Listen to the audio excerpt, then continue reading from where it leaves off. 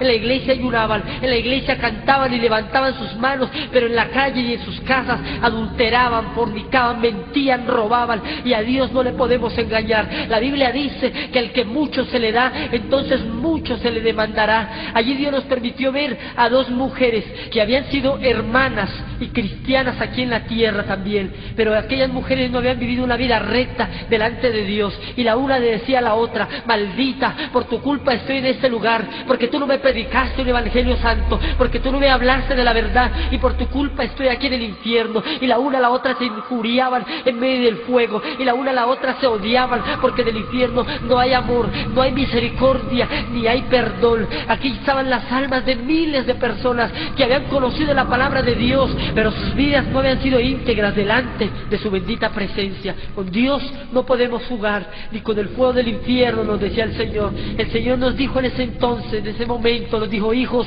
todo el sufrimiento de la tierra unido en uno solo no alcanza a compararse con el que menos sufre aquí en el infierno. Y si eso es el que menos sufre, ¿cómo serán los que más sufren, que fueron los que conocieron su palabra y se desviaron? En ese momento el Señor nos dijo también que con el fuego del infierno no se jugaba, que con el de la tierra se podía jugar, pero con el fuego del infierno no. Y allí empezamos a caminar por diferentes lugares, y el Señor nos iba mostrando a muchas personas, y entre aquellas personas vimos que cada una de ellas tenía aproximadamente 6 castigos diferentes. Allí las almas eran atormentadas por demonios y por toda clase de castigos. Uno de esos castigos terribles era su propia conciencia, que les decía: acuérdate cuando te predicaron, acuérdate cuando escuchaste la palabra, acuérdate cuando te hablaron del infierno y tú te reíste. Y su propia conciencia para ellos era un tormento, al igual que los gusanos que recorrían todo su cuerpo, al igual que el fuego consumidor que está alterado en miles y miles de grados de calor.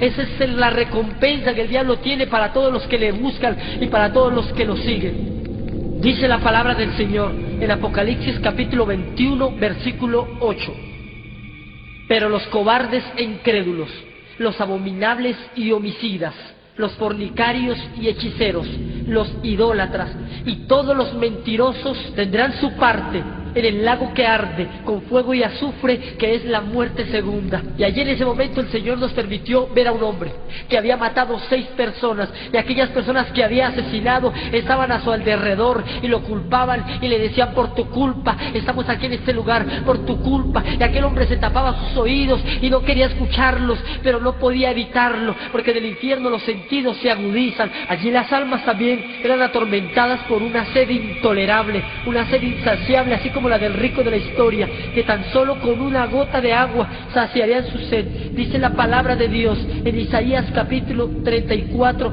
versículo 9: y sus arroyos se convertirán en brea, y su polvo en azufre, y su tierra en brea ardiente. Allí estas almas estaban en medio del fuego y veían ríos cristalinos en el infierno, y aquellas almas se abalanzaban sobre aquellos ríos, pero aquellos ríos se convertían en fuego, eran espejismos simplemente. Veían árboles con frutas que destilaban agua, y cuando iban a tomarlas se quemaban sus manos y los demonios se burlaban de ellos.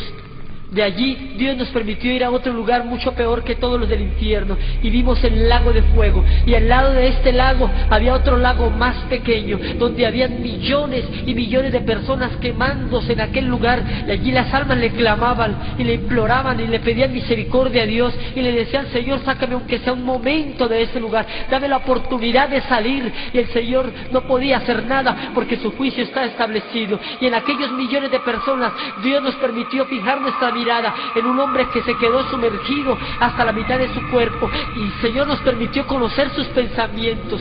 Y aquel hombre se llamaba Marcos, y aquel hombre decía con sus pensamientos algo que nos ha asombrado y que nos ha enseñado una lección objetiva de la vida eterna. Y aquel hombre me decía con sus pensamientos: yo daría lo que fuera por ser tú, yo daría lo que fuera por volver a la tierra, aunque fuera un minuto, y no me importaría ser el hombre más miserable, o más enfermo, o más odiado, o más pobre de todos los hombres. Daría lo que fuera por volver, aunque fuese un minuto, a la tierra. Y el Señor Jesús, que estaba de mi mano, que conocía los pensamientos, le preguntó y le dijo: Marcos, ¿para qué quisieras volver a la tierra, aunque fuera un minuto? Y aquel hombre, con una voz solloza, con una voz tormentosa, le decía: Señor, yo daría lo que fuera por volver volver a la tierra, aunque fuese un minuto, tan solo para arrepentirme y ser salvo. Y cuando el Señor escuchó la voz de aquel hombre y sus palabras, de sus llagas brotó sangre y de sus ojos cayeron lágrimas, y el Señor le dijo: Marcos, es tarde para ti, gusanos serán tu cama y gusanos te cubrirán. Y cuando el Señor le dijo aquella palabra, aquel hombre se sumergió para siempre en aquel lugar. Lamentablemente, todas aquellas almas ya no tienen esperanza, pero tú y yo tenemos la oportunidad de arrepentirnos e ir al cielo con nuestro Señor Jesucristo. Quiero dejarles con mi hermana para que continúe con el testimonio. Muchas gracias. Dios les bendiga, amados hermanos. Vamos a la palabra de Dios en el Salmo 18, versículo 9. Inclinó los cielos y descendió, y habían densas tinieblas debajo de sus pies. Cuando el Señor tomó mi mano, yo me tomé de Él y empezamos a descender por este túnel. Y este túnel se hacía más oscuro, y más oscuro, a tal punto que no se podía ver mi mano. La otra mano la llevaba tomada con Él. Y en ese momento empezaron a pasar destellos, como algo oscuro, como algo que hacía ruido, y estas paredes aún no se podían ni palpar, porque era tanto las tinieblas que había.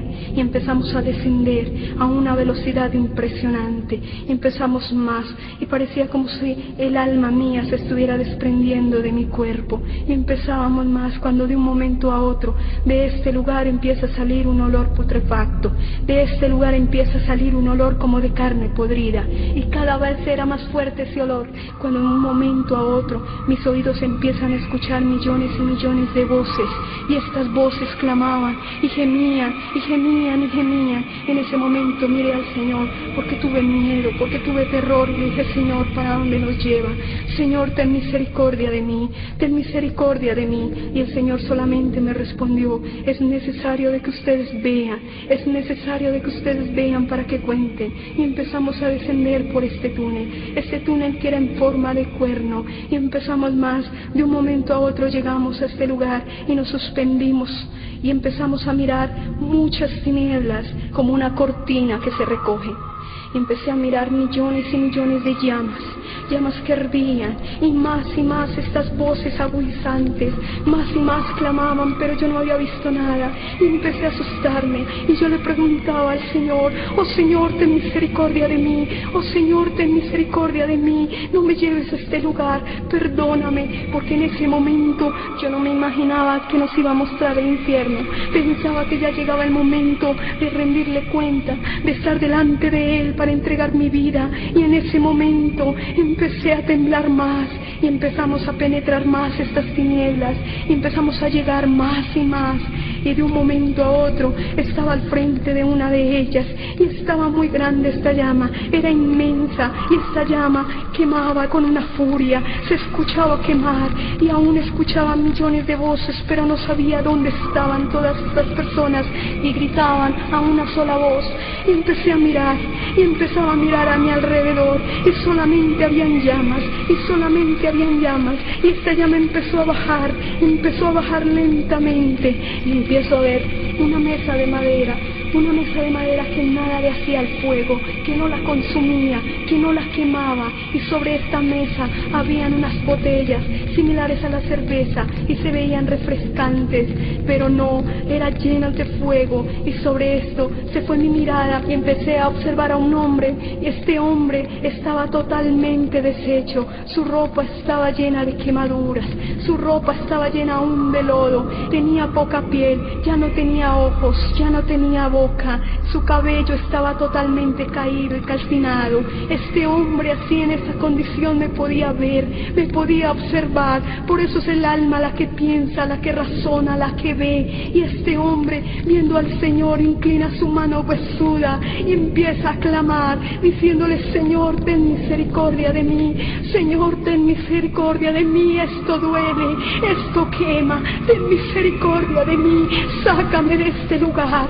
Y el Señor mirándolo, y el Señor se conmovió, el Señor sintió, y empecé a ver en mi mano que había algo tibio, y observé mi mano y había sangre del Señor derramada tomando la sangre del Señor, mirando a este hombre lleno de llamas con sufrimiento. Y en ese momento este hombre cambia su mirada y se dirige a esas botellas, y su mano se dirige a esa botella y empieza a acercarla hacia él. Cuando hace el contacto de los huesos quemados a esta botella y empieza a salir humo, empieza a quemarse, y él empieza a botar su cabeza hacia atrás y empieza a gritar de una manera como nunca he escuchado una persona gritar. Lo hacía con dolor, lo hacía con llanto aún, lo hacía gritando. Y este hombre se lleva junto a este vidrio a su boca, a esos huesos que le quedaban.